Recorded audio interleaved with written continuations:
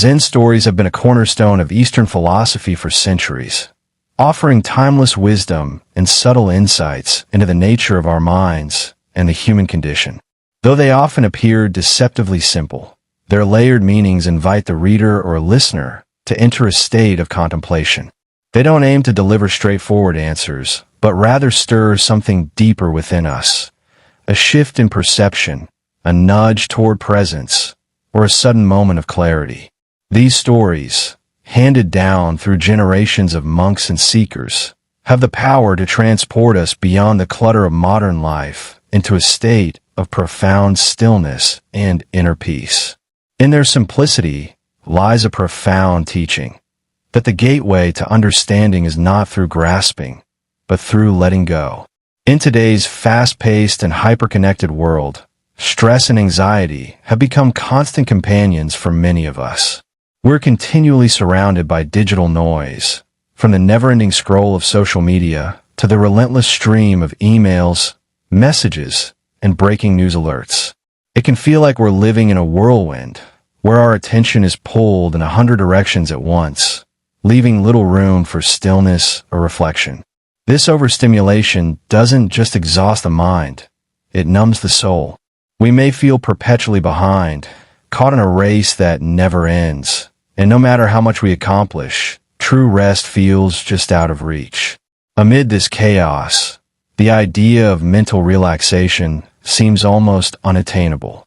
The mind, once a refuge of creativity and thought, now often becomes a battleground of overthinking, worry, and mental fatigue. We lie awake at night, replaying conversations, regretting decisions, or fretting about the future.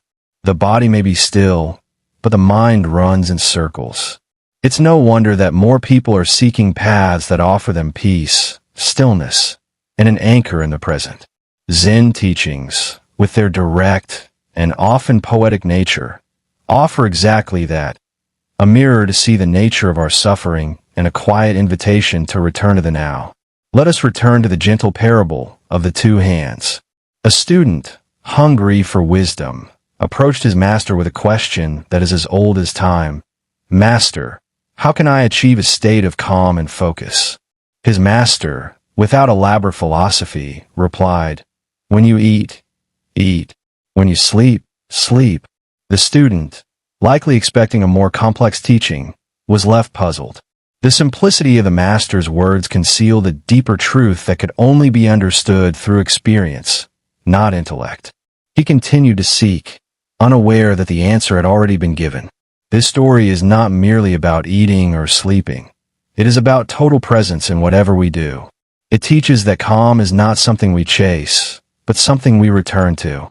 The master's teaching was an invitation to stop doing many things at once and simply be where we are, fully and without resistance.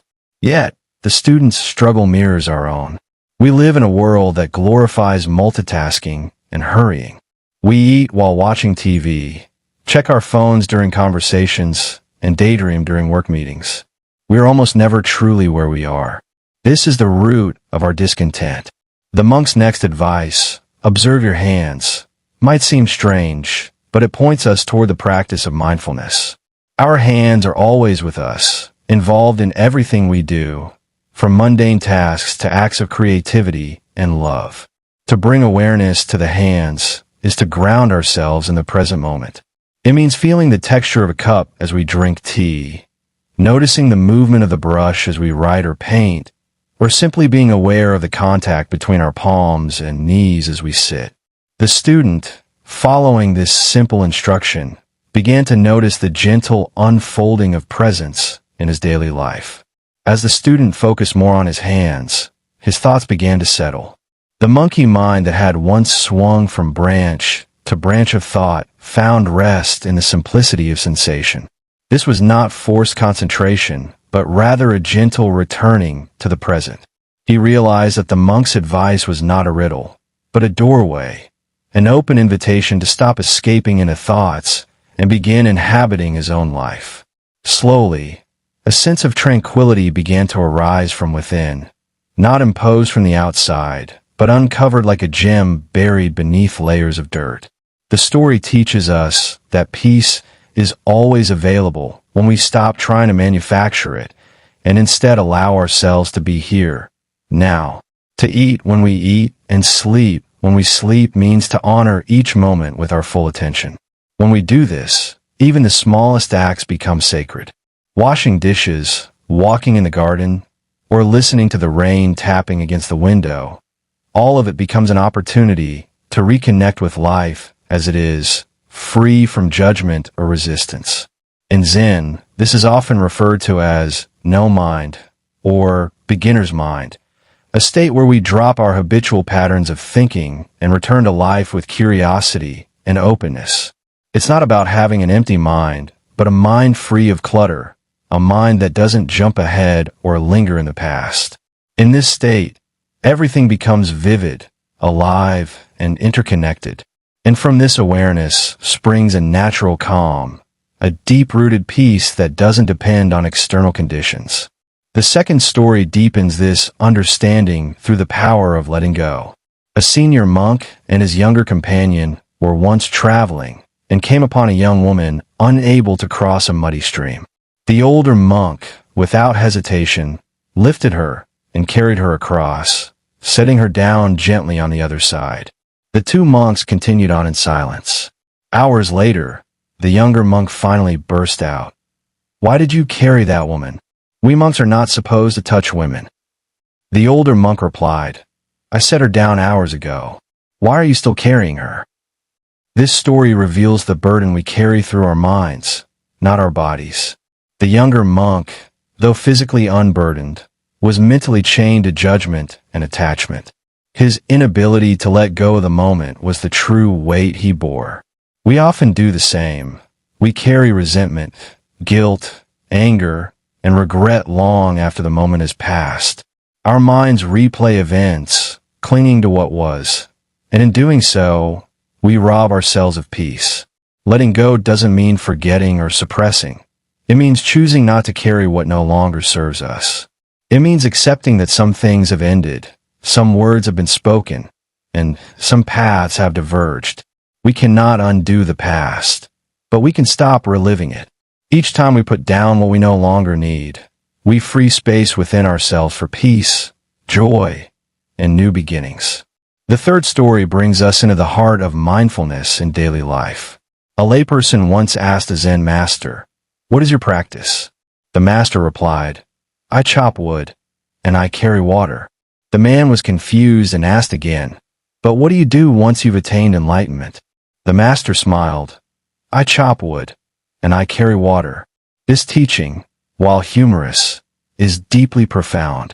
It reminds us that enlightenment is not a magical escape from life, but a transformation in how we experience it. Tasks don't become easier or more glamorous after awakening, but our relationship to them changes. When we are fully present, chopping wood is no longer a chore. It becomes a dance of effort and breath. Carrying water becomes a ritual of devotion and awareness. Life becomes art, and each moment is enough. The extraordinary is revealed in the ordinary. Zen does not demand we retreat from the world to find peace. It invites us to return fully to the world, but with new eyes. To be awake in this moment is to be free. To be mindful as we walk, speak, breathe, and live is to dissolve the barriers between ourselves and life. Mindfulness isn't something to be added to our lives. It is the very heart of life when we stop and remember to be present. Through these stories, we are reminded that peace is not some faraway destination to be earned. It is a homecoming to ourselves, a return to this breath, this step, this moment. We are not waiting for the world to change. We are remembering how to be in it with clarity and love. Zen shows us that in stillness, there is great strength. In simplicity, there is deep wisdom. In presence, there is freedom. The practice begins with small steps, a moment of silence before a meal, a breath taken before responding in anger, a walk without a phone, a morning with no rush. These moments, while small, are radical in their impact. They teach us how to live, how to love, and how to be fully human. And when we string these moments together, We create a life of presence and peace. If you've ever had a moment when the mind quieted and everything seemed to make sense, however briefly, you've already touched the core of Zen. These moments may come unexpectedly, like sunlight breaking through the clouds. The good news is they are not rare gifts given to a few. They are invitations waiting for anyone who chooses to listen. So wherever you are in your journey, know this. Mental relaxation is not beyond your reach. It is not hidden in distant retreats or complex techniques. It is right here, whispering in the silence between your thoughts, waiting in the pause between your breaths, inviting you to return home to yourself.